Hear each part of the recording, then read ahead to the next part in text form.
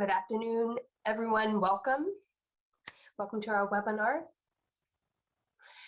Today we are talking about formalizing the use of teleservices in drug court, developing effective policies and procedures. And today's event is being hosted by SAMHSA's Gain Center with the support of SAMHSA, which is the Substance Abuse and Mental Health Services Administration.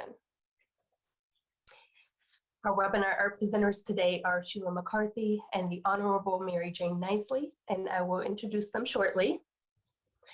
Next slide. First, I'm Dr. Melissa Stein, a Senior Research Associate at Policy Research Associates and SAMHSA's Gain Center, and I have a few introductory items to review with you today. Next slide, please. First, the views, opinions, and content expressed in this presentation and discussion do not necessarily reflect the views, opinions, or policies of the Center for Mental Health Services, the Center for Substance Abuse Treatment, the Substance Abuse and Mental Health Services Administration, or the U.S. Department of Health and Human Services. Throughout the webinar, we welcome your questions. For us to best serve you, please click on the Q&A button and submit your questions there. At the conclusion of the last presentation, we will address as many questions as the time permits. We also will have a couple of polls popping up throughout the webinar, and we really appreciate your participation. When they pop up, just select and submit your responses. The webinar is being recorded, and we will disseminate the slides via our Gains listserv to those who registered for today's events. We will also let you know when the recording has been posted to SAMHSA's YouTube channel. Finally, we have a certificate of attendance available for download at the end of the webinar. This certificate is for personal portfolio use only, and we are not able to offer CEU credits. We have arranged for ASL interpretation today. Our ASL interpreters for this meeting are Ginger Fairbanks and Jason Farr, so thank you. We also have live transcription from Zoom. In order to see that, make sure you click live transcript or CC and then select show subtitle. Next slide, please. Just a quick look at our agenda. Coming up next, we'll have some remarks from John Berg at the Center for Substance Abuse Treatment, and then two presentations from our presenters. Today's presentations will support treatment courts in formalizing teleservices into policies and procedures. And we know that the COVID-19 pandemic spurred many treatment courts into embracing virtual services in order to overcome barriers in reaching clients. However, some jurisdictions had already begun this work and begun to embrace technology in order to reach clients in rural areas or across large geographic areas. And so we have the opportunity to learn from the work that's been done and consider how to ensure that best practices in virtual services can continue in a formalized way. Sheila McCarthy will start our presentations with an overview of formalizing teleservices into policies and procedures. She will be followed by Judge Mary Jane Nicely, who will describe how she and her colleagues have worked to expand and formalize virtual services through their treatment courts in Montana. Now I'd like to turn this over to John Berg, who is a Senior Public Health Advisor at the Center for Substance Abuse Treatment at SAMHSA, for his opening remarks. John? Thank you so much, Dr. Stein. And I too would like to welcome everyone to today's webinar, Formalizing the Use of Teleservices in Drug Court, Developing Effective Policies and Procedures. We appreciate you taking time to participate in today's informative webinar. SAMHSA recognizes the challenges posed by COVID-19 that we have been experiencing now for over 2 years. It has had a profound effect on our daily lives and our work lives. Our desire is to provide guidance and resources to assist individuals, providers, communities, and states to navigate this challenge posed by the pandemic. Our focus today is on treatment drug courts, but many issues discussed today will assist other types of programs that provide services to those involved in the criminal justice system. Although technology has been utilized in drug courts for many years, there's been a significant increase in the use of teleservices as a result of the COVID-19 pandemic. Excuse me. The sudden shift from in-person events led many drug courts to make adaptations and implement teleservices into their programs without any written guidelines or formal procedures to follow. As drug courts around the country contemplate the course of action for their operations and deliverance of treatment post-pandemic, there is a need for best practices and guidance around the utilization of teleservices.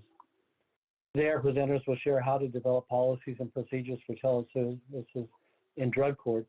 They will also discuss how to ensure privacy of drug court participants, as well as encouraging appropriate participation in the delivery of teleservices.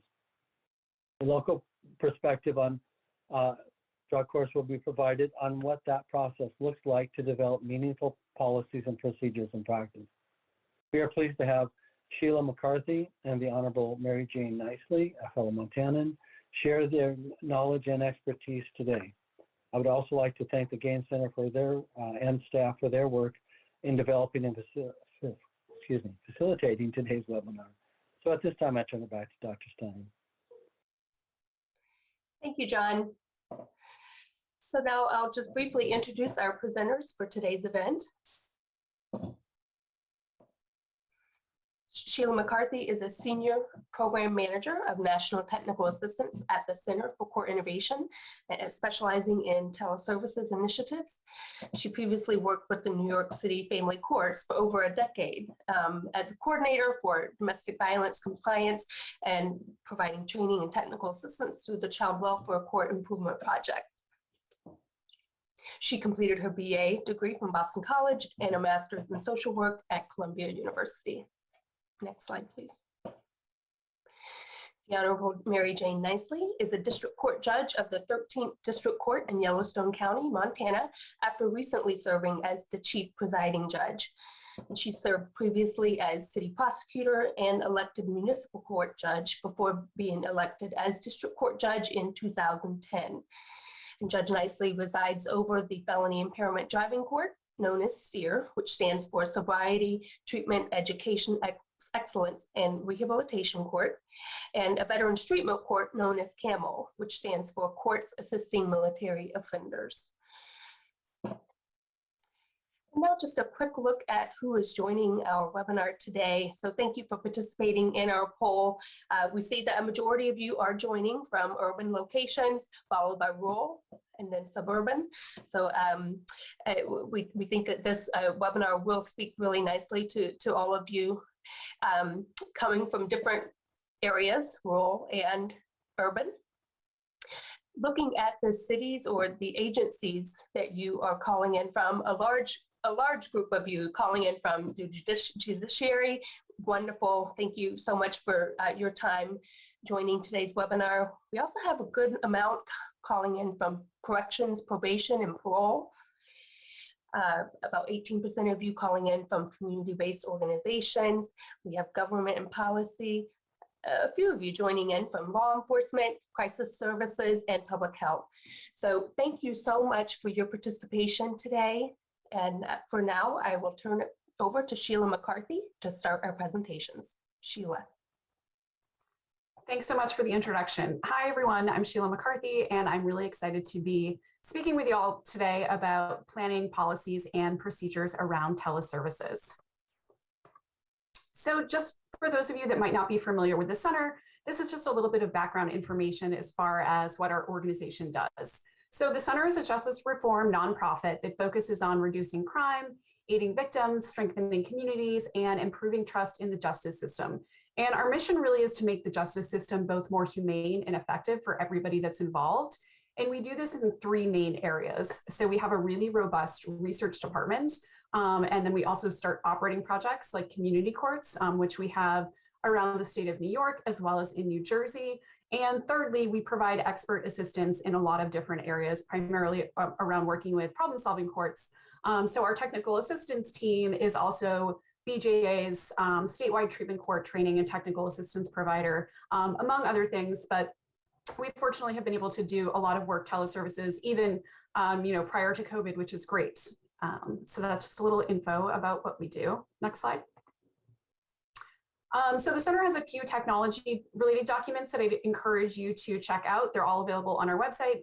Once to get access to the slides, the links are embedded on there. I would like to point out that the Teleservices Happening Now, which came out in, Judge, I think that was 2017, but the first site that is featured in that document is in Montana, which you'll hear from the judge, Montana has really been in the forefront as far as utilizing technology for quite some time in their problem-solving courts. But I really encourage you to check out these documents when you get a chance. So just a really quick note on language as far as teleservices and how we define that. So the center decided on teleservices several years ago because we wanted to be clear that, yes, we're talking about telehealth and telemedicine, but more than that. And so when you're thinking about from the drug court professional or just treatment court professional in general, it's really an umbrella term for these three areas. So treatment, and of course, that's anything from conducting screens and assessments remotely. Of course, the biggest innovation with technology is the linkage and getting induction for medication for opioid use disorder. That's of course been a huge game changer. The supervision and monitoring, so that covers things like remote court hearings, probation checks, basically the client accountability tools. And then training, which today is an example of, right, all of these web-based trainings and options for professional development. And we know that treatment courts are supposed to ensure equal opportunity for everyone to participate and succeed, regardless of their race, ethnicity, or gender, and that teleservices can increase access to care, which in turn reduces health disparities. And so when you're looking at how treatment courts should take affirmative steps to detect and correct disproportionality, keep that in mind as well. And that really, the purpose of teleservices was to fill a gap and to use technology to be able to support and enhance, but not to just replace things that are going well in person. So just kind of thinking about that. And, the biggest part, I think, with teleservices is figuring out the balance and what works for in-person and maybe in hybrid, but we'll get into that in a minute or two. So these, of course, are some of the benefits that we know for using technology in the treatment court setting. Of course, it provides a broader client reach. It really expands the arsenal of available services. The saving time and travel as far as getting from point A to point B, that affects not just participants being able to appear for court that might be far away or get to treatment, but also a lot of judges and attorneys cover, jurisdictions, in very far places away. And so a judge might be, in one county in the morning and then loses, a few hours by getting to point B. Same thing for different attorneys. And so this way, some of these things are streamlined when they might not have to appear every day in all of the different jurisdictions if they can be, appearing remote. So there's really a lot of opportunities and enhancements through the technology. And we know that it can be effective in treatment court settings. So, I think it's just a matter of what's going to stick. Virtual everything was never meant to be and shouldn't be the default. Obviously, in the last 2+ years, we have all realized and recognized how great technology is and what an amazing tool it is, but also, how much we value being in person with one another. And so just because you can do something virtually doesn't mean that you need to or should to. It's really just figuring out the variation of what works in what settings and for who, and really taking that perspective of enhancing where there are service gaps as we move forward. So potential barriers. Some of these things you might have been dealing with in the last couple of years, or some of these things now you might be figuring out that there's some new costs and different barriers that you didn't initially have. And so of course, when you're talking about cost and access to technology, you have those upfront costs as far as what technology you're buying, licensing, software, secure broadband connections, all those different things.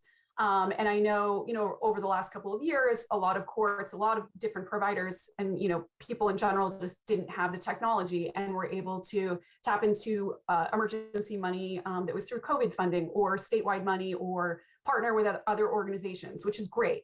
But we all know technology is great until it's not. So, what are you doing as far as maintenance? Who's in charge of actually updating the equipment when you need a new computer?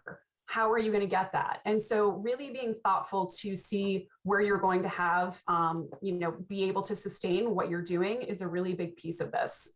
Regulatory issues, you know, I know that some states, there's still a lot of things that have been laxed, but those are still changing. So just being up to date and cognizant about that. One issue I can tell you that came up in New York, there are a few different counties in New York that were never allowed to do anything remote. So no hearings remote, even if somebody was in a treatment court and they were having a compliance hearing, none of that could be remote. It all had to be in person. And I'm sure there's a larger bureaucratic issue around that, but it literally was only a handful of counties where that was an issue. When COVID hit and then the governor put an emergency order in, allowing these courts to be able to do everything virtual, just like the rest of the state. However, when the emergency order was lifted last June, these courts then had to scramble because they had about a week to then figure out going back to everything in person. And so they're still at this point advocating to get that changed legislatively. So again, thinking about things like that so that you can ensure that there's equal access regardless of the county you live in. So just different things like that to keep in mind as you are planning and expanding your use of teleservices. Insurance coverage, of course, user comfort and experience with the technology, training, we're going to get into some of these things in detail, but quality control, also like figuring out data security. We're going to go into user confidentiality and participant accountability. One of the things I do want to point out is that the fidelity to evidence-based practices, it's not always clear whether the remote delivery of otherwise validated interventions impacts their effectiveness and whether they should still be considered evidence-based programs in the absence of additional validated studies. I know this is something that they are continuing to do research on. And so again, just kind of being mindful about that, you know, doing some type of fidelity checks, even if it's not completely formal, if you're the supervisor, as far as, you know, the interactions and things like that, to make sure that the intervention is getting delivered in the best way possible. And then legal and privacy issues, this is a big one. So, you know, possible legal issues are including the right to counsel and in which way that person is able to speak with the attorney if they're not in person, the right to challenge the results of a drug test. And then the biggest one, which we have heard as far as figuring out the legal consequences of a defendant failing to appear in court because there was a technology failure, right? We don't want somebody who Wi-Fi went out and now they are, you know, not appearing for court to now have a warrant issued against them. Right. So when you're coming up with these policies, procedures, and guidelines, having a backup plan and figuring out what that is, because we don't, at the end of the day, want the technology to become harmful to the user. We want it to enhance. So just being aware about that, because ultimately, we know that aspects of virtual court are here to stay. And so, you know, we have to find ways to address these challenges as they come up, and also ways to sustain teleservices in general as we go forward. So all that to say, normally when we do teleservices planning, it can take anywhere from generally like 6 months to maybe even a year. And while 2020 shifted everything to virtual with no time to plan, it's really important now to kind of go back to the basics of a needs assessment, even if you're not going to do a full needs assessment, really evaluating what you have been doing the last couple of years, what you would like to do, what didn't work, what did work, data collection, all of those, you know, different pieces. I started a teleservices project with some sites in New York in January of 2019. By the time we did the needs assessment, the planning, working with the stakeholders, we didn't start our pilot sites until August or September of that year. So about 9 months later, which ultimately ended up working out really well for those sites because they had been doing stuff for a solid 6 months before COVID hit. But, you know, we put in mechanisms as far as like data tracking and like really breaking down the policies, procedures, and the points of contact, all of those things that are really important. So if you happen to be one of those sites that were able to update all of your policies and procedures right away, that's amazing. I know everybody did not have the ability to do that, but now you're probably in a different place. So it's also a good time to take a step back and look at that and really update that, whatever you have in place. Or if you don't have any policies and procedures in place, really going back to the drawing board and figuring out what should we have. And again, just because something is created doesn't mean it can't get updated, you know, in another 3 months, 6 months, 9 months, depending on how things are going. And so when you're thinking about the different options, you really want to, you know, look in those 3 key areas as far as the treatment piece, the compliance monitoring, and the staff training and professional development. I mean, I know as far as the staff training and professional development, we're all excited to be back in person for trainings and things like that, which is great, but you can't be in person all the time, right? And so yes, have those big conferences and things like that. But then as far as professional development opportunities for bringing your coordinators together, that's something that could be done potentially on Zoom or something else like that. So again, finding the balance so that you are getting that really, crucial, important professional development with your team and with your counterparts, but not necessarily always being able to do that in person. And also, I'll just note that with regard to staffings, that's one of the things we've heard from multiple jurisdictions across the country is that a lot of treatment providers in particular previously were not participating in staffings because it meant that they had to leave their office, they had to go to the court, wait in line, go through security, all of that. And then on the flip side, then go back to the office, meaning they might have missed a half day, if not more, seeing clients. And so logistically, they just couldn't participate. But since COVID, a lot of these sites have been able to participate remotely during the staffing sessions, which has had really positive feedback. To have that individual there and have their voice be at the table and not just the report being sent in is great. And so again, I know that everybody wants to be in person, but I really encourage you to not just go back to that default model of, well, if you can't be in here in person, then you can't participate. Because now you know what you're losing because you've had this person there for quite some time. And it's also been an opportunity for, we have some sites that now have their local prescriber for MOUD who doesn't join all of their staffings, but I think once a month participates in either their staffing session or in their operational stakeholder meeting. We know how important it is for all of these different stakeholders to be a part of your team. So making it work the best way possible so that you can get the most out of them is really important. So again, I think a lot of this is also just being creative and thinking outside the box a little bit. Also, when you're thinking about identifying and choosing specific treatment interventions and other services that can be offered remotely, in addition to, just one-on-one sessions and things like that, when you're looking at things around self-help, there are so many apps and online meetings that are out there now. And we know that some people actually will and prefer to engage better in that setting. Also, we know I have some sites that are in really rural areas, and they flat out said the participants don't want to go to the meeting because they know everybody that's there. It's in their town. Like, there's a lot of issues why that may not work. Some people might want to go to the in-person meetings. Again, it's figuring out, giving people as many tools as possible. So even if you're not going to encourage using any of the apps or online meetings while they're in treatment court, I'd encourage you to, when you're doing, a continuum of care and giving referrals and, options for supports as they move forward, give that just as another option, right? We know the approach is going to be different for everybody. So change your approach, not the end destination. Everybody's path to recovery is going to be different. And so just being able to let people know as many options that are out there is a really good tool to have. What's also here?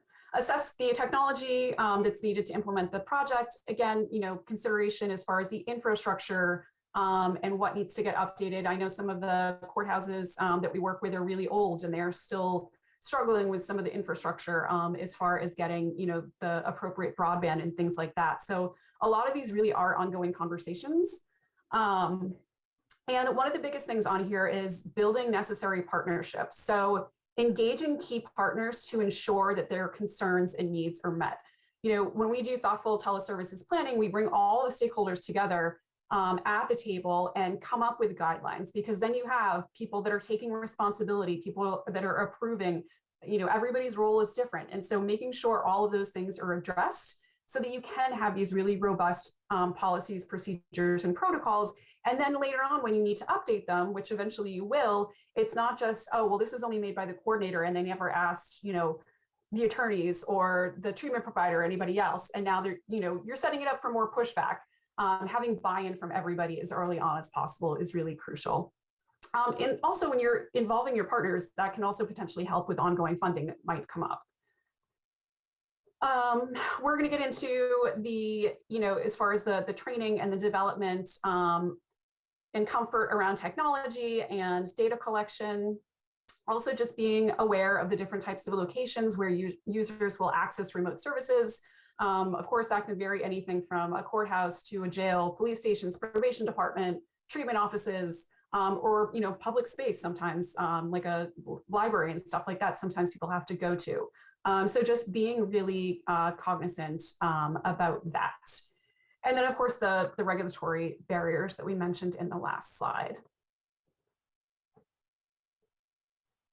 Assess and reassess client and organizational readiness. And I do want to emphasize the reassess for a multitude of reasons. But so just starting out with site visits and legal privacy issues, I would say one concrete thing I would encourage everybody to do, if you have individuals in your court that are appearing remotely from a residential treatment facility, somebody from the treatment court team should physically go there, do a site visit, see the space that somebody is going to be sitting if they're going to be appearing remotely for court, connecting with their treatment court staff, whomever it is.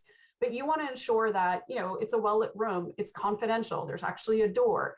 Are there headphones in there? Is there a telephone? What is the backup technology? We heard from sites over the country within the last year or so saying that the person was appearing remotely for court, but there were two other people in the background. And this is when the person was supposed to be speaking with their attorney before the case started. Like, that's not appropriate and that can't happen. So again, doing a site visit in these things, explaining this just in your general protocols as far as, the individual needs to make sure that they have access to speaking with their attorney in a private setting, or they need to have access to speaking with their, drug court case manager in a private setting. Unless there's an intervention, there's no reason that someone from the treatment provider should be sitting there because the person's not going to be able to speak freely. So again, being really aware of all of those different pieces. And then, of course, the HIPAA compliant platform and things like that. But I'd say another thing as far as going into the consent piece, that, I know there was no consent, obviously, initially when COVID switched over because everybody just had to do remote. But since we are not necessarily in that place now, your participants should be signing a consent and have their attorney, explain it to them if they have any questions, consenting to appear remotely for court. And then, treatment provider do the same as far as if they're going to be doing something like that. But it should be a signed consent. It should be in their folder, just like it is for anything else. And so one of the sites that I worked with in New York pre-COVID was Brooklyn Treatment Court here in New York City. With Judge Gubay, who's wonderful, and I was so glad that I've been able to work with him. Very thoughtful in the teleservices planning, and he had like a script of 3 different questions that he would ask prior to the start of every court appearance. And so he would make sure that the participant had a chance to speak with their attorney, make sure that that person was in a confidential space, and make sure that the participant could see not just him, but also the attorneys and everyone else and the judge. So really from the start, the judge making the person feel as comfortable as possible really helps that engagement process. Same way as, if somebody was standing right in front of you in the courthouse. Okay, expectations, setting boundaries, of course, is a big one. And so, just because maybe you have a work phone and you're a case manager working in the court, and it's a work phone and the participant can contact it, setting parameters on what that means, what the hours are. If a text is sent at a certain time, there maybe won't be a response until, the next morning at 9. Phone calls, just being really clear about all of those pieces is a really big piece. And teleservices should facilitate more opportunities for judges to connect with clients. I have a judge that I work with, and he had said about a year ago they were doing hybrid. So one appearance, the participant would come in person, the next one they would appear remotely. And the judge was thinking that this participant was possibly struggling a little bit, but didn't want to have him come back the next day because it was in a very rural area. He had a lot of problems with transportation. That would also be another full day of work he was going to take off. And he knew that if he was potentially struggling, this might just put him over the edge. So instead, he had him appear on video the next day because he was able to, be in a secure place at his job and just check in. The day after that, he did it with the case manager. And this is not done in a way that I'm trying to catch you do something. It was more in a supportive way of just trying to see, does he maybe need a little bit additional support? And I want to be able to see him, but not add that extra burden of him physically getting to the courthouse. And I know Judge Nicely is going to get into, specific examples of incentive sanctions and stuff like that. But that was just one other thing I wanted to add. The technology proficiency, all of these things as far as the making sure there's access and training for everybody that is involved. And the last thing I'll say on here is just the identifying the client interest and need. So asking the participants, systems of care should be designed with input, involvement, and guidance from the participants that we serve. One thing that we heard from a few different places was when places started doing remote graduations, they were able to have family members that normally wouldn't have been able to come in person for their graduation appear. We also heard that some participants actually felt more of a connection to the judge and that it was more intimate than when they were in a large courtroom with a lot of people around. Again, if you're thinking this from a client-centered approach, while we know graduations are a really big deal and you're celebrating that person, which is great, asking that person what would be the most meaningful. Some people don't feel comfortable with all the attention on them in the courtroom, even when it's for a positive reason. We also know, we've heard, especially with the mental health courts, but people with significant anxiety, even when they were doing well, just literally the process of coming to the court and going through the mags and everything else like that can provoke a lot of anxiety. So again, I'm not saying we shouldn't have graduations and have everybody that's there, but just ask the person, if this is supposed to be a celebration for them, ask them what would make them the most comfortable and how they would feel the most celebrated. Okay, so thinking about long-term planning and what can work for your court, both for your staff, clients, and engagement with treatment providers, you do want to make sure you're using screening tools to assess and reassess the appropriateness. I know Judge is going to go through some questions around that, but some people will never want remote treatment or to appear remotely for court, and they shouldn't be forced to do so. So you really want to make sure that you're screening individuals for their level of comfort, ensuring they have the appropriate technology. Do they have access to the internet and Wi-Fi?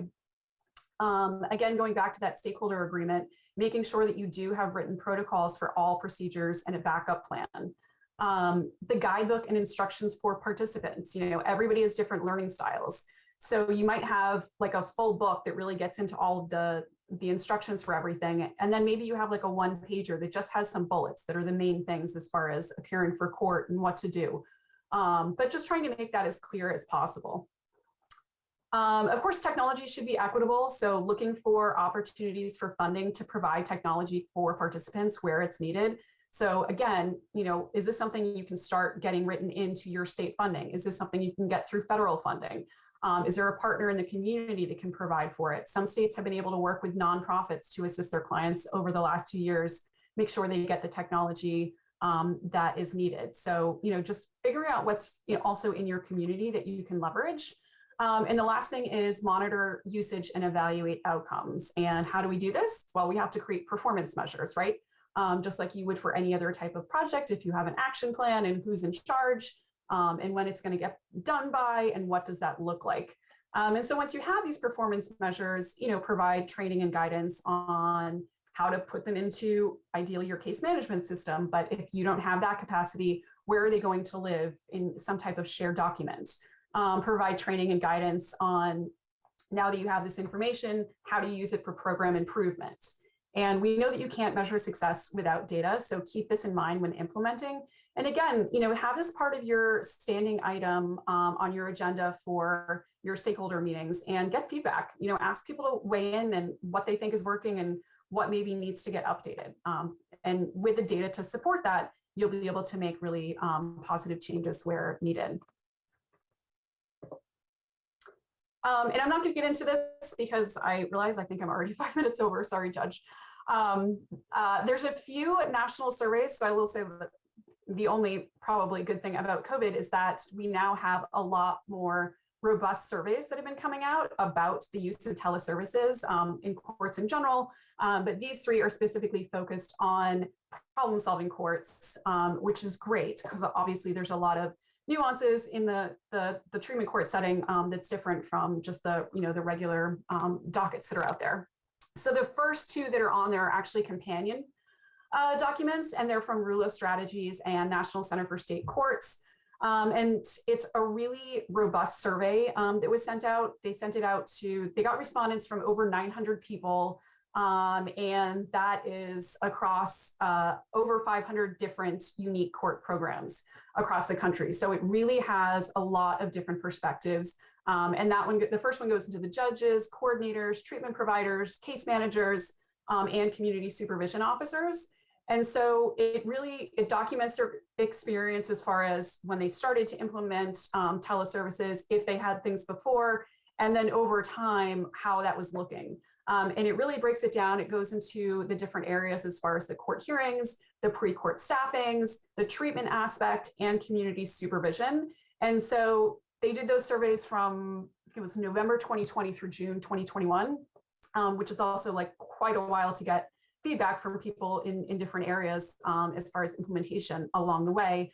And there's some really great findings in that. And then the second document, again, through the same people that did the survey for the first one, but it specifically focuses on participant findings, which is great. And the way that they were able to survey those individuals was if they had a judge or a court coordinator who had participated in the survey, they were then able to invite participants to able to also complete the survey. Sorry. And basically, I mean, one of the takeaways said that nearly 3/4 of the respondents that answered preferred that court remain virtual either 100% of the time or as a hybrid mix. But then about 1/4 of people said they would like to only do everything in person. And so I think that just shows that we really need to find a mix and a balance and see what works for all the people that are involved in these courts. And then just the last document that's on there, Shannon Carey at NPC Research did, and she had surveyed all of BJA's treatment court grant recipients. So there were about just over 200 participants for that. I mean, I think that's really good about this document. It's really easy to read and break down. You can see all the tabs on the side. So it breaks it down by staffings, court, jails, treatment, recovery supports, transition planning. And then within each of those sections, not just what they did, but they talk about specific innovations that came up during their survey. So I am now going to turn it over to the wonderful Judge Nicely.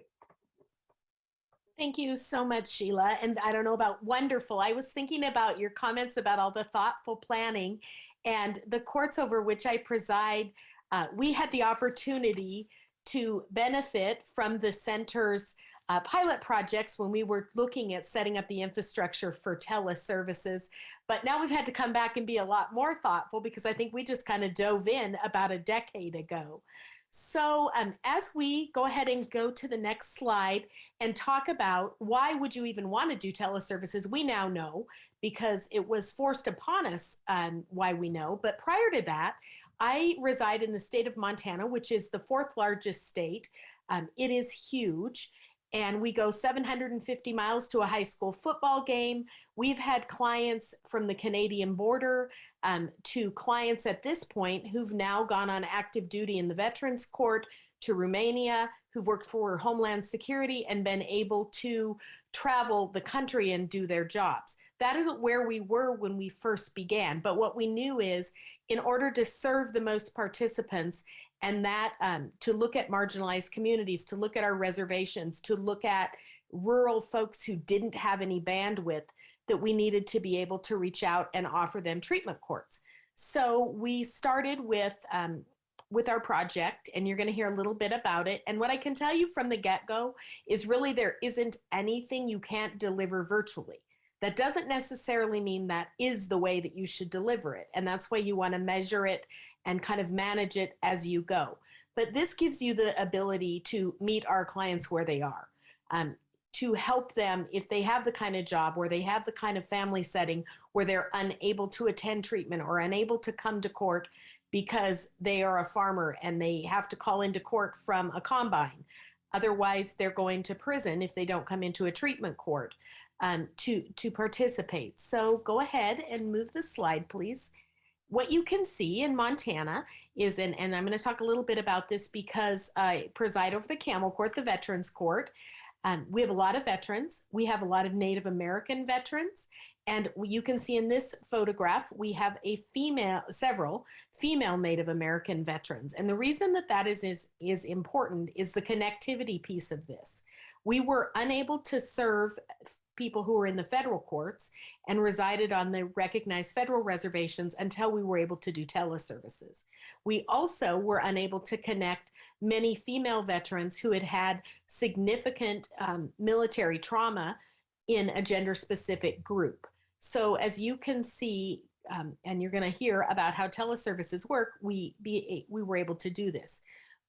Montana, some corners of Montana, and if you look down where the Northern Cheyenne Reservation is, that is about 1,000 miles to the nearest trauma hospital, that being Harborview. So we needed to be able to do telehealth in order to help these folks. It also allowed us in a place that may not have a lot of diversity, as much diversity as other communities. We were able to bring in interpreters like we have today, using taking clients where English was their second language, taking clients who needed transcription services. These were things we couldn't do before we had the teleservice track that we were able to create. So when we look at targeting, go ahead and advance the slide. When we look at targeting, and this is on purpose, an older statistic from the state of Montana looking at the number of fatalities regarding impaired driving. And I'm from the wild, wild west. Montana is, like I said, huge, but we were also the last place, and I preside over a felony DUI court, to have a speed limit, to have an open container law, and to really start to address impaired driving. We don't have a primary seatbelt law. Right now, what we know is this year, looking at the NHTSA statistics, when you look at this stat, fatalities continue to go up despite the work that's being done. Female fatalities in the country are up 15%. The ages 25 to 34, they're up 10% this year from previous years. So if we want to really change behavior in impaired drivers, we knew that we needed to make some changes for them as well. They don't have a driver's license and they needed access to a treatment court. So you can see, we've heard about speeding during COVID and traffic accidents and risky, high risk, high need folks that we serve in the treatment courts. During the year of COVID, between 2019 and 2020, just speeding, which we know kills people, went up 17%. So again, in order to reach all of these groups who have access to a vehicle and provide them a treatment court, we had to expand to teleservices. Next slide, please. So the standard from NADCP, our goal is obviously to cast the widest net, to bring the most people in, and to look at eligibility and exclusion criteria, yet at the same time, our goal is to serve the most folks. So this doesn't mean that you look aside at criminal history disqualifications, or if this is someone that you cannot provide the correct dosage of treatment to in a teleservice track, that you take them just to take them. But what we do know is if you change your risk and need assessment tools and you make sure that they're validated and you start asking participants who otherwise would be excluded if they would be able to appear over a tablet or over a telephone, and you work with them beginning with orientation, you will be serving a different population. In our court, we had a Korean War vet who was 93. Our population is very diverse in age, 21 to 93. He obviously did not have a driver's license. He had 11 DUIs as a veteran. He had a job still as a geologist, and he was able to learn to work a telephone. That's somebody we would have never looked at before this situation. So again, looking at the standard, you really want to know who you're targeting for. And I want to point out that when Sheila talked about the purposes of teleservice. You can use this for court, you can use this for supervision, you can use this for treatment and training. But what you really can definitely do from the get-go, and please go to the next slide, is to look at the crisis intervention model. You can go quickly. You don't have to wait until folks get out of jail. You don't have to wait until they can be transported by the sheriff's department into your jurisdiction to address what they have going on. So you can really ensure an equal opportunity for everybody to participate. It doesn't always make sense. And in my state, we do not have a drug court available, a DUI court, a mental health court, a veterans court in every community. And so the only way to link these folks has been to create teleservice tracks. And now we are embarking on a hub and spoke model, which the court I preside over was the pilot court for. And we're going to be creating several hub courts and many spoke courts that will reach all over the state. You want to consider really reaching the underserved groups. And as we know, and as COVID demonstrated, they were hiding. We didn't necessarily know who that was. But for us, they were hiding in the mountains. They were hiding near the border of Canada. These were people who were unidentified, and the nearest treatment access for them, and in order to include them in a treatment court, was 300 or 400 miles away. They could not have a group session because there weren't enough people. We have more cows than people in the state of Montana. And I was teasing with John Berg a little bit earlier. We like it because we have the big sky and we have wide open space. And we do think that that can heal people up, but it can't heal them up if we can't find them and connect them. So next slide, please.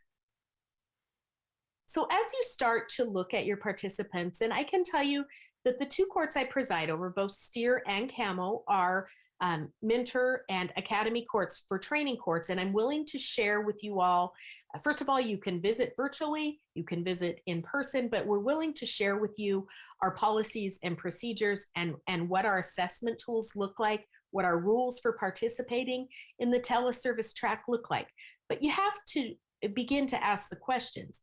You know, does your client have a smartphone? Do they know how to access the internet? Do they know what those bars up in the corner look like? Do they have a confidential lit area that they could actually participate? Or if they're going to be calling in from their car, can they shut the chainsaw off from the logging community? These are the kind of things that we've experienced as again, when I think of thoughtful planning. I'm not sure we knew what to really look for and how broad this could get and how great it could be, but we definitely had to make those policies. Are they able to understand technology? And next slide, please, so that they could be able to get onto an online meeting? Or could they take a picture of their self-help slips and text them to the coordinator? Is that something they'd be able to do? What does remote drug testing look like when you look at supervision? And how quickly can you get that back? What if this is someone who doesn't have a lab nearby? Our court during COVID, our regular main lab shut down, but our probation officers and lab techs went on the road. They put 30,000 miles on their trucks within 2 weeks. So if you just think about what that can look like, testing people approximately 3 times a week, what they would do is they would go to the door, and these were not perfect as they were unobserved, but they were temperature checked. And then the results were remotely put immediately back into our system, so we knew what was going on, and on they drove. They were unannounced. And there were some times when we were unable to get to folks. So we then asked them, as we were looking at their community resources, is there continuous monitoring? Is it something where I'd be able to say to a participant during a court session, show me your bracelet, show me your patch? Would we be able to change patches over teleservices? And we were able to change them over teleservices. What would an oral swab look like? If we mail them, can you do it? I mean, it was the best we could do, but you know what? It worked out pretty well. And so then when you look at supervision, is it available? Can you train a probation officer or a compliance officer to work remotely or use a local PO who can then connect the results and the home visits and the office visits and the supervision to the treatment court? I can tell you, yes, that works beautifully. And our federal POs oftentimes actually said when they would be doing remote services, one of the best things that they could do using Google Duo or FaceTime is they could take notes. It saves so much time. And Sheila mentioned for attorney time. Attorneys have been wanting to call in on different devices for many years. Well, POs were never really given that opportunity. They have very large caseloads. And is it the same as a home visit? Exactly, no. But when you are online, you are able to say, take your phone, open the third drawer in your dresser, and take out what's in it and show me what you've got. Or, hey, I see you mowed your grass. Nice job. I bet your neighbors are happy and we're proud of how you're really taking care of yourself. So you are able to do a lot of things. And we're going to talk in a minute about motivational interviewing, but you can document things. So treatment regimes and getting the correct dosage of treatment. Again, you heard me mention our clients who were unable to be in a group because they were isolated. You are able to present a full continuum of care over teleservices. If you have a counselor who's trained, and I actually would suggest that they be trained using teleservices, they are able to engage a group. They are able to get the clients to learn the rules of how to unmute, how to address other participants, how to present their homework. Please advance. So we know that you have to use motivational interviewing if you're going to be online. You have to, and we should be using it anyway. So you want to make sure that all of your team members are trained in motivational interviewing. They're in a position to talk the change talk with your participants. They're able to say over teleservices, may I address the participant directly, that they understand that this isn't small talk, that they've got to focus and they're focusing on goals that particular client has set for themselves, that they know how to ask open-ended questions and how they can really truly affirm what's going on, even though you are teleservice. They can reflect important respect and trust and options, and that the client is heard, that they can repeat back the summary. And so again, supporting the self-efficacy and the optimism for the client comes from having a team who believes in doing teleservices and that you can do this that way. Cross-agency checks, we go ahead and use all of the law enforcement. And I noticed there weren't as many law enforcement on here, but there are a few. You are so vital to this because you have access to folks in other communities that the rest of the team doesn't. You can get the referrals that the prosecutor might take a couple weeks to get. Law enforcement will hear about those arrests or those incidents immediately. You can build the positive rapport with your participant via teleservices because they can, you work 24/7. You can do virtual compliance checks 24/7. So we are very grateful for that component of the teleservices. Next slide, please. So your court coordinator, when they start from the very beginning, from the initial assessment, and I indicated to you that I would share that assessment, you will be doing your risk and needs assessments, but you will also be looking and being in a position to create some sort of a video on the court rules, what the protocol looks like, that there isn't gum, that you are in court. You do address the bench appropriately. You do address your probation officer appropriately. You'll be texting and calling with them. And when you initially take them in, we want to encourage you to put them in the position where they know that they've been included in our court. And I'm going to just try to show you all this. We hand out a bag that has the name. It has all of the equipment in it. It might have their iPad. It might have their phone card. It has the policies, the procedures, and we actually mail that to them and have them show it as they are coming into the induction for the court, that they have the items, they take them out, they're told what they are as part of orientation. We keep really close data for evaluation, and in a minute we're going to have a full slide on that.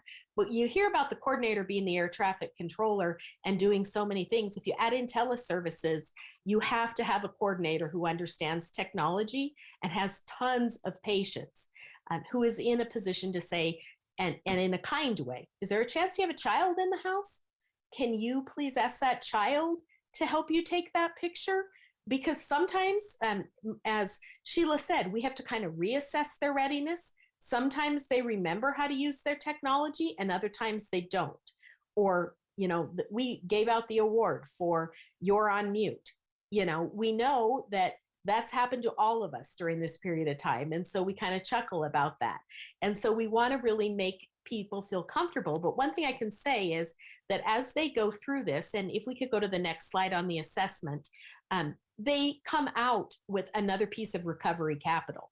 They come out with a way to connect with other people, and they've overcome barriers that had been, a problem for them for a long time. Plus, they're in a great place to share other things, to do. People are afraid of public speaking oftentimes. Well, if they start out reading their paper for either a sanction or sharing a homework assignment or having a graduation where they're providing accolades to other participants, over technology, it kind of takes that barrier away. I always think it's like my kids, they don't have very many barriers about what they're willing to share on their various mediums. And I always say, don't forget that you are really on there. Well, what happens is our clients become comfortable in this environment. And so when you look at this assessment, and I'm willing to share that document, you can see that these are the kind of things that you would need to know. Next slide, please. So the legal role, we know for the prosecutor and particularly the defense attorney are very complex roles, but they become more complex, but also broader in a good way in the teleservices court. You can educate your bar very quickly at a CLE. You can do outreach to other jurisdictions as long as you're familiar with your policies and procedures, and you can send those out. You become the steward of the court, and really nobody can be turned away unless they would have been turned away otherwise. There's nobody you can't serve, and it's great. For the defense attorney, they go through the contract with the participant, they email it to them, they have to know to open the email, and they go through it with them over the teleservices. They're inducted over the teleservices. Their due process rights are maintained. They're confidential. They have meetings with them, just like we have all had. And again, they're there. They never lose their attorney hat.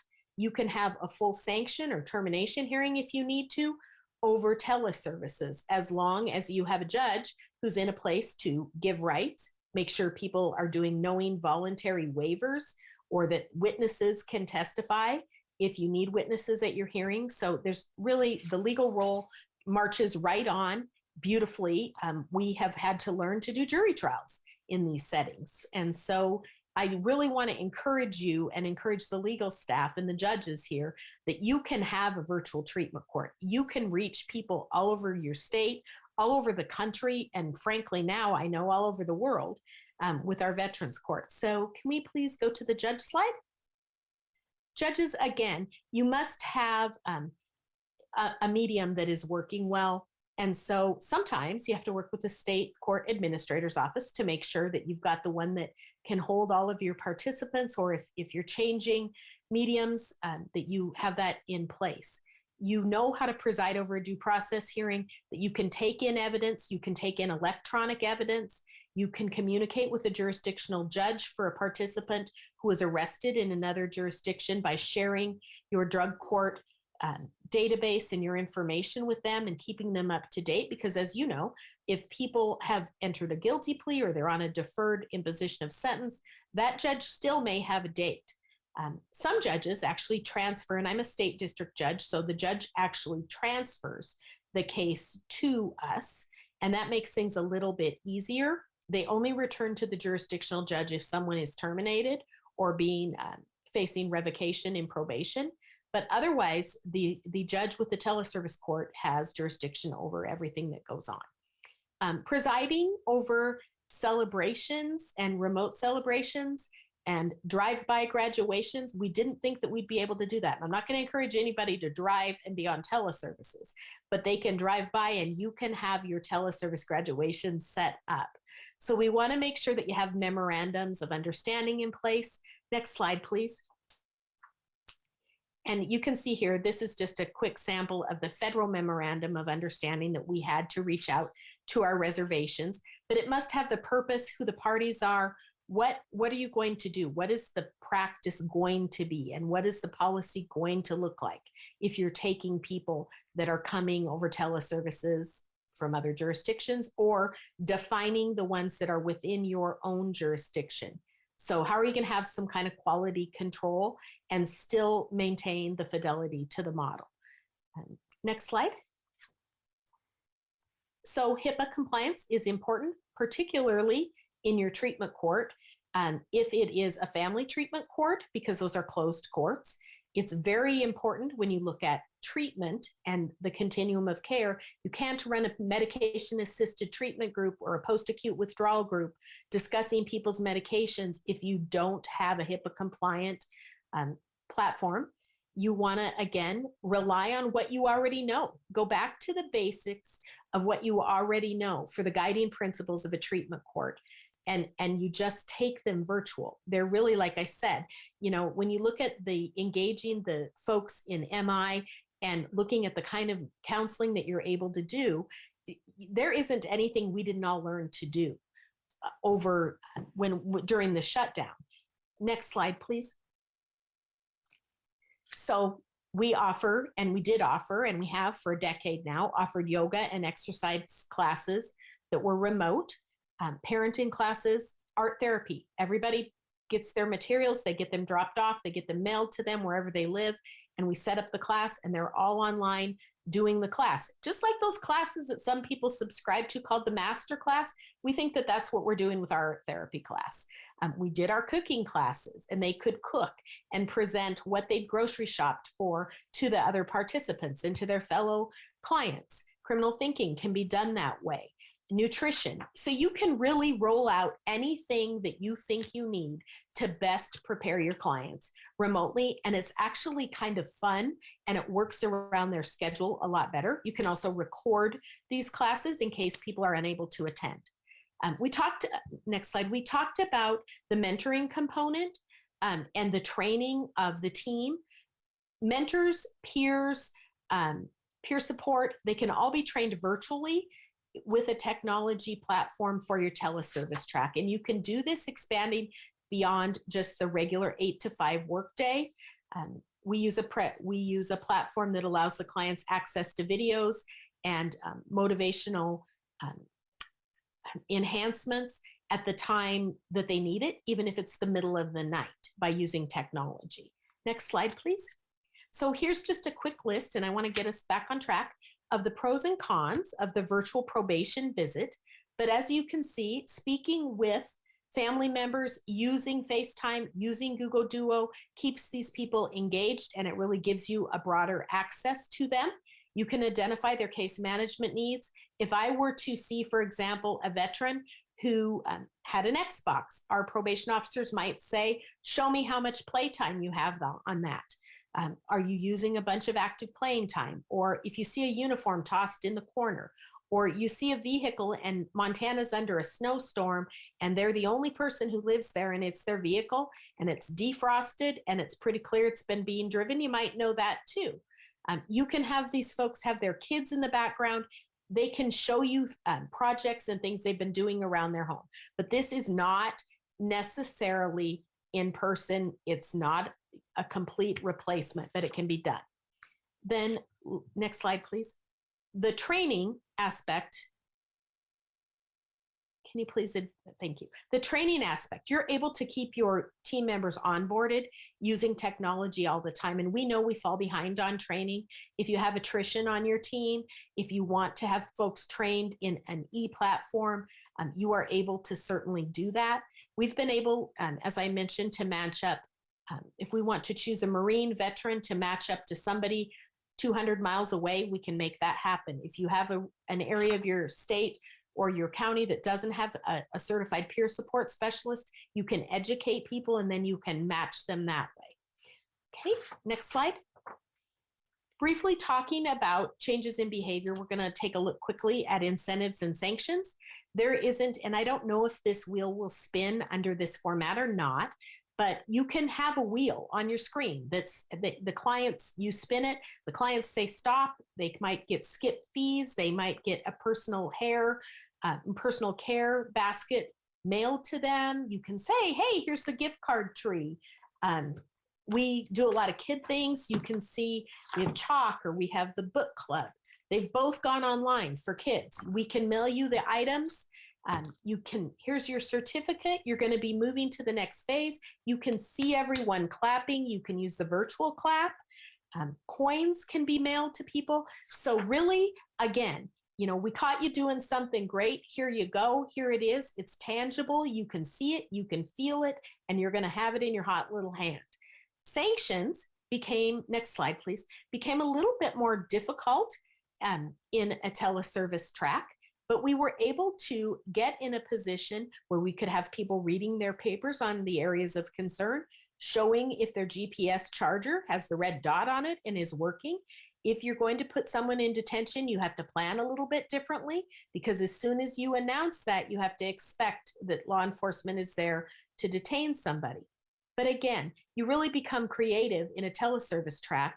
And I think that you are more hesitant to just go to your regular default grid, because you become more creative and you meet the client a little bit better where they are, even in the sanction realm. Next slide, please. Therapeutic adjustments, we talked about reassessing. This still continues on. There is no reason that they can't be assigned a craving log, given a lifestyle tracker, present on their SMART goals, text in their self-help meetings, and the judge can ask questions as they want and they think is appropriate about how they're doing in the different levels of care without breaching confidentiality. If the client has a concern about their treatment, they can bring it to the court. Sustaining these teleservice tracks, you want to definitely start out with your data, and you want to develop a comparison group. You want to know that if you're going to have this kind of a system, I don't know how you could possibly do it without an effective EMS, because everybody enters in our database, everyone enters their information themselves.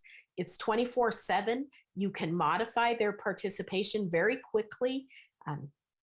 We can send out exit surveys. And you'll see on the next slide some of the data components that you start keeping, but you want to definitely be able to run a query on if someone lives 200 miles away, what was the recidivism rate? Was there a difference in someone who lived 800 miles away? What about how often, or what was our retention rate compared to the in-person group or the hybrid groups? Or in what phase was it appropriate? Or at what number of documented recovery days was it appropriate to let somebody be teleservice only? Or is this something where they can move back to their own community and dial in teleservice? So we actually have ended up taking clients who were in the in-person track and allowing them to now go teleservice after looking at some of the data components. It allows you to present at service clubs that aren't your own and really get more buy-in around your state or in your county. Next slide, please. These are just some quick innovations that have been done. You can see people mailed in. This is a marathon that some of our Native American clients ran on the reservation. They mailed that in. You'll see on the next slide, I think it is, they're showing their volunteer presentations. Their drug and alcohol testing pops up immediately. This is Earth Day.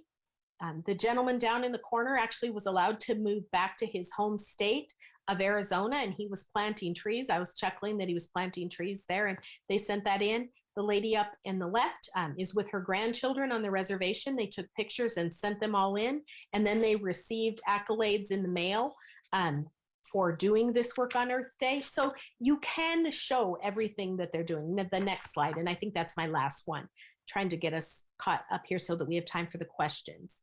So this goes to show how far people can go rurally out doing work in your community. There is just nothing. I just want to really encourage you to take a look at teleservices and to consider seeking funding to do this. We have been the recipient of SAMHSA funding to advance capacity and to create an entire teleservices track, and worked with the Center for Court Innovation. So whatever your obstacles and barriers are, this can be overcome, and we are happy to help you. So thank you very much for your attention, and I think it's time for questions.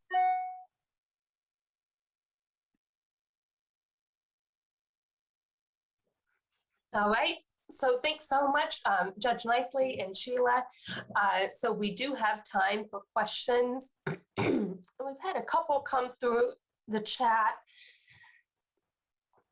And yes, one of them was already answered through your presentation about using the virtual status hearings as incentives. We had another question, and folks, please go to the Q&A box and enter your questions in. Now's the time to get all of your burning questions answered by our presenters. And thank you so much for your remarks regarding the presentations. So we did have someone ask about an example of court swag. I think we're always trying to come up with new and creative things to do as incentives. And so I'll start with you, Judge Nicely, and then Sheila, also welcome your thoughts on examples of court swag. And I think that was related to the incentive wheel that you went over, Judge Nicely. So we use a lot of, and I probably could reach into the cupboard here and get some, but we have trucker hats, we have beanies. I'll put them on here in a minute, but we have the ladies at our women's prison actually do the work and the silk screening. They're very, very inexpensive, which is great, and yet the clients love them. They're proud of the work that they've done, that they identify with what they're on. And you know, now that you say that, I kind of feel like we should even make a teleservice one. I don't quite know what it'll look like, but maybe somebody who's a graphic designer can help me. So yes, we definitely use court swag. You know, we send out the Frisbee. If you know, practice and come to FALF, maybe you'll get a prize. Absolutely. Thank you, Judge Nicely. And any other thoughts, Sheila, on that? No, I mean, I think part of it is just kind of being creative and seeing what organizations you have. I know the judge mentioned as far as, you know, doing art therapy. So, and there's other places that do similar things as far as, even if it's not a requirement, if somebody's maybe creative and that would be helpful for them, you know, getting those materials to be dropped off. And then, you know, if they are, oh, looks great, Judge. You know, they can still be doing their art project or whatever it is on Zoom and different things like that as far as the teleservices. But yeah, just in general, I think connecting with your community providers that might be able to get stuff. I know a lot of the courts have restrictions as far as they can't have any money to purchase things like that. So again, just leveraging what you already have. Thank you so much. Okay, so the second question, I'll start again with Judge Nicely, but Sheila, also welcome your thoughts as you've worked with various jurisdictions that may have encountered this problem. Angie asks, do you have problems with having someone report to jail or being picked up on warrants if they are not residing in your jurisdiction? Is that something you've seen, Judge Nicely? Well, I think I've seen it similarly in the teleservice track as I've seen it in the regular track. I don't think it's really any different. You just have to coordinate with law enforcement and plan a little bit. You know, some states have dollar limits on what their warrants look like as far as bond or extradition, what that piece kind of looks like. We have not run into a lot of those troubles. You know, if someone absconds, we issue a warrant and it's an extraditable warrant, period. You know, depending on what the offense is and it, or it's not. And if it's not, then we don't waste people's time on that. Sheila, anything you wanted to add? No, I don't have anything to add for that. Oh, okay. Thank you. So a couple of questions about getting people access to the technology, phones, iPads, et cetera. And that was one of the questions I had as well. We know there are some jurisdictions that maybe provide a tablet or something like that. So are you seeing any issues with providing clients or making sure they have access to a phone, iPad, or maybe even the issue is a private space? You know, so Judge Nicely, anything regarding the actual technology piece, maybe providing phones or enhancing access to technology? So, you know, I was concerned to buy mini iPads and hand them out, that we would never see them again. You know, I wasn't sure. I thought they live far away. How will I ever get this back? You know, we put a sticker on them that had an identifier that said, you know, this is the price. you are being gifted, access to be able to participate in the court. Please respect this property. It is for you only. The cost of it is a felony. If it's broken, if it's pawned, if it's stolen, it's a new offense. We have not had one single problem with that. It's interesting because I've had people cut off bracelets oftentimes, but I have not had anybody misuse or not return their technology. And we've got some pretty strict lockdowns on them. I mean, they can't just access whatever they want. Most people are pretty grateful for the opportunity to be able to have minutes on their phone or to be given a hotspot so that they can do the program.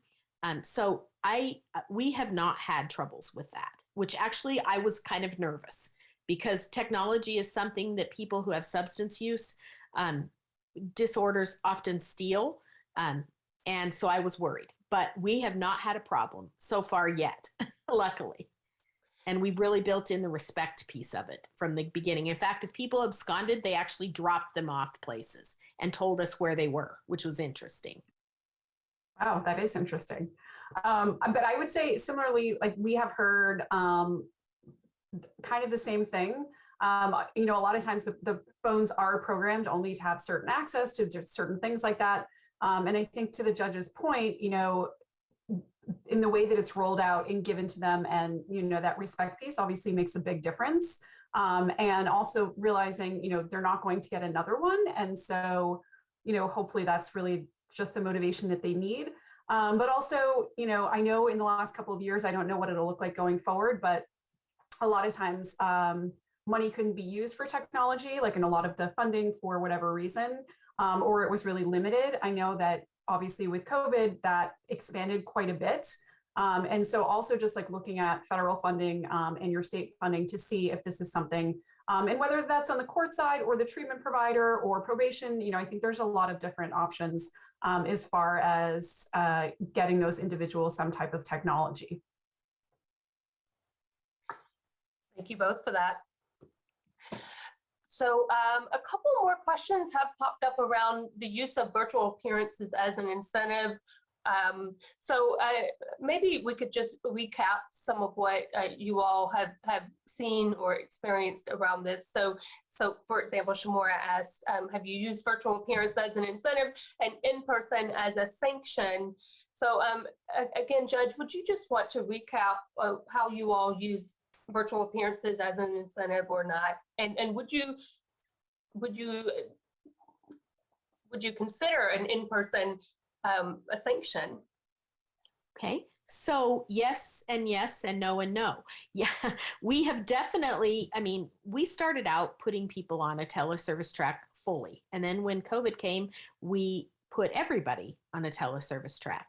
So it did definitely become the norm, and the incentive to participate was to continue just like you did before. What I can tell you now, as we've kind of opened back up, we definitely have stayed with the incentive of if you are compliant, if you've done everything that's been asked of you, if you're doing well, you can appear, you can choose. Some people choose to come in person. They see that as an incentive. They missed that piece. But we definitely have used it as an incentive, and employers really appreciate it. I don't know, when people are stepping down in levels of care and they won't be maybe in day treatment all day, their employers are very happy. And so they've provided them private workspaces to call in. So yes, I guess I see that as an incentive. If someone was doing poorly or had struggled therapeutically, I could definitely see us having them come back in person if we could. Sometimes that's, if you have a true teleservice track where you've expanded out of your jurisdiction, that would be difficult.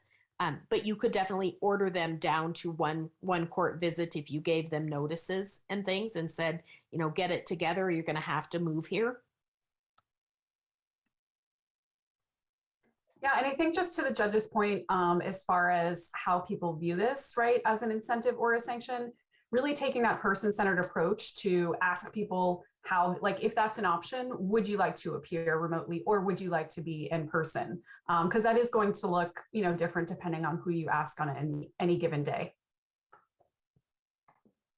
Thank you for that.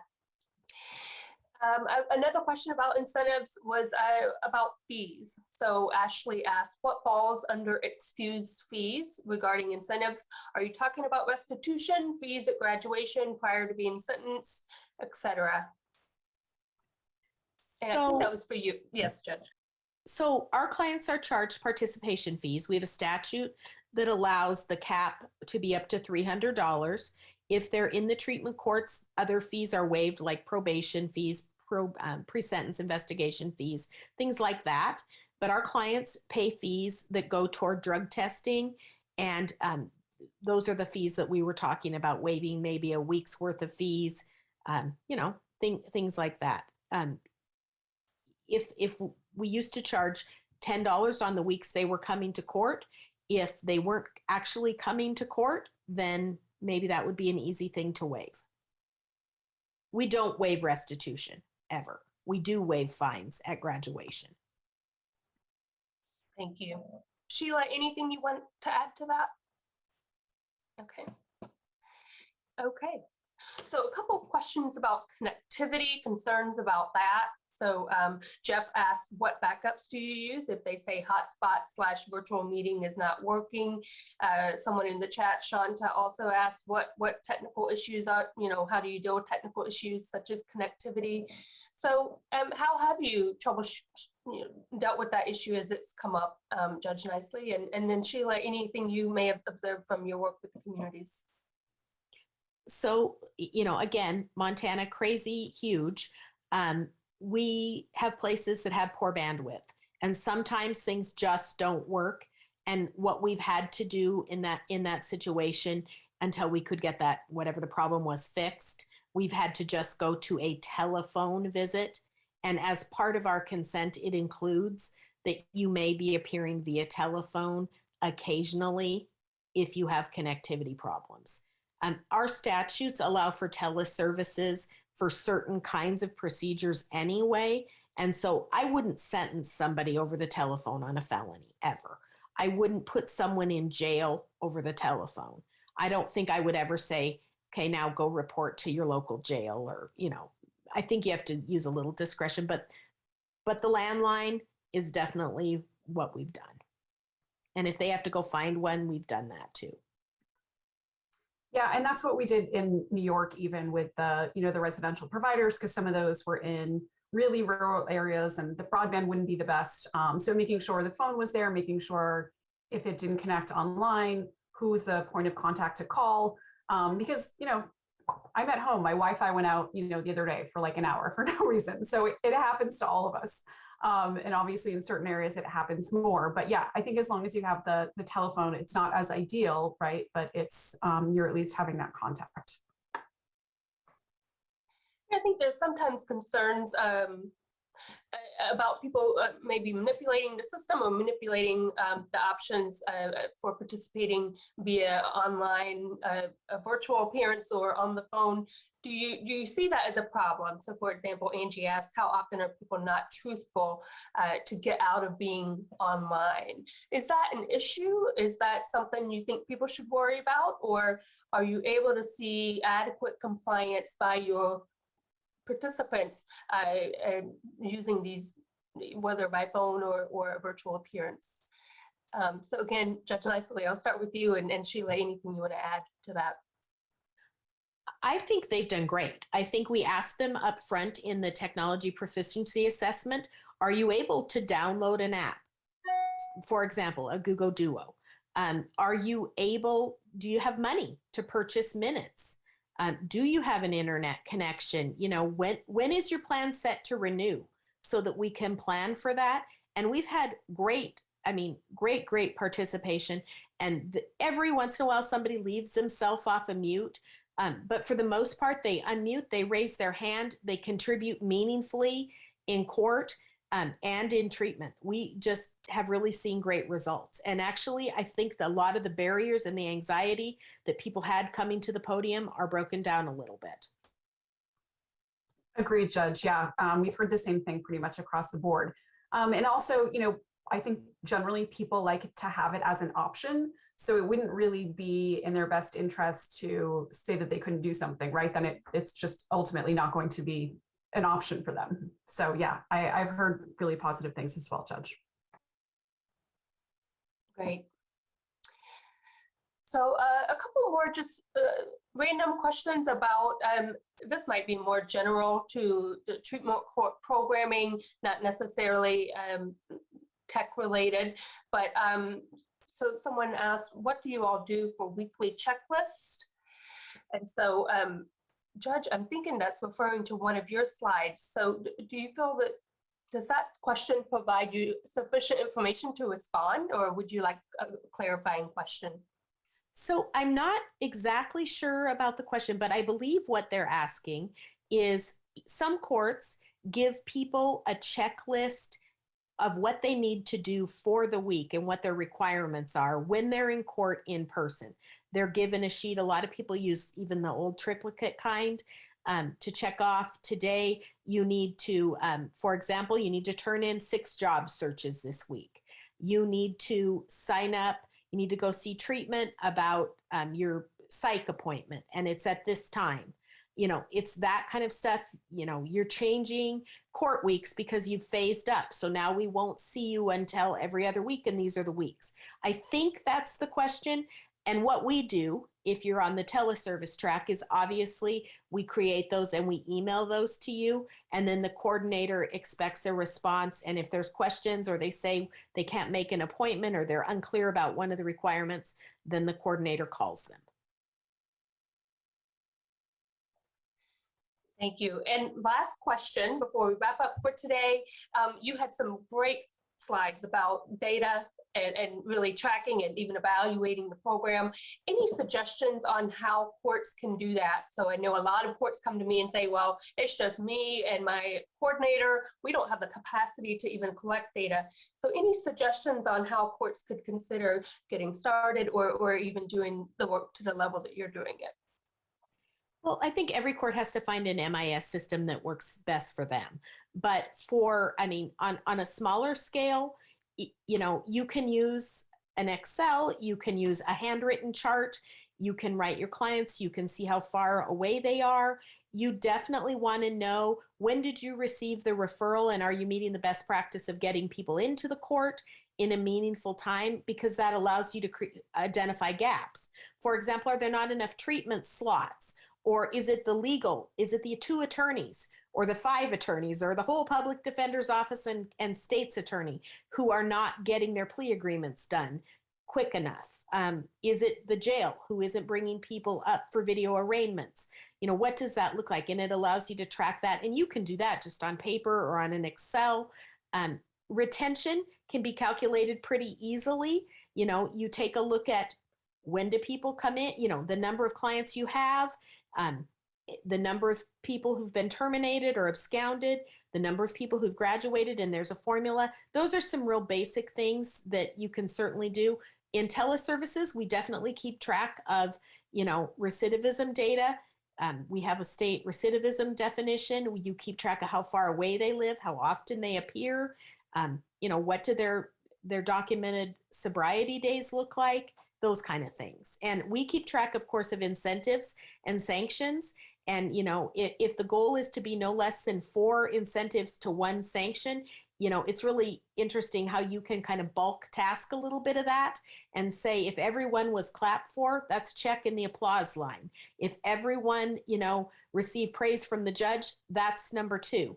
You know, and then you can just make a chart, you know, without having a big expensive MIS. But there's some real good systems that are very inexpensive that are out there also.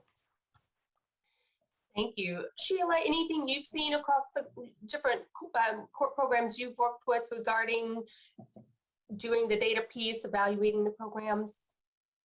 Yeah, I mean, I think similarly, I know all states don't have, you know, a unified system to begin with, which is a struggle, but I think the judges gave, you know, as long as you're tracking it in some sort of way, and then, you know, ideally at least in some type of shared drive where multiple people can access it. And then, you know, making sure you're sharing that information with your stakeholders. So again, having that added to, you know, your operational meetings where you can kind of walk through some of that stuff and see, you know, the time from when the person was referred to when they actually started the program. seeing the time from, when they were referred from the treatment program to the treatment provider. Is that being done, potentially on the same day when the person's at court remotely? And so just looking at those different time spans, there's a lot of different performance measures to look at. But once you start kind of mapping some of those out, more things will end up coming that you can realize that you're tracking to really see the difference that it's making. Thank you.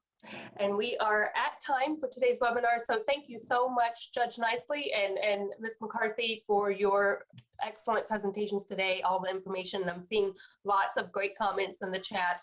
So thank you so much for your time and sharing your expertise with us today. And we have a few things popping up in the chat, although we're quickly losing them. So if you scroll up, and I'll ask Melissa to repost the resources, the 3 resources you see on your screen, they've been dropped into the chat. So you just click on it, you can download it right to your computer. We'll also share these when we disseminate the slides later on. We also have the attendance certificate in the chat as well. So you might have to scroll up, or let's see, we might be able to get them posted back in the chat again, because they're pretty far up there now. But you can download that directly for your own personal use. And so we will keep this line open just for a couple minutes to give people some time to download those resources. If you haven't done so already, please sign up for the Gain Center's listserv. Here you can learn more about the webinars and other important events coming up, as well as receive our monthly e-newsletter, where we tend to feature programs like the one that we shared today in Montana. So thank you again to our presenters. We really appreciate your time and sharing your information and experiences with us today. So hope you all have a good afternoon. See you next time.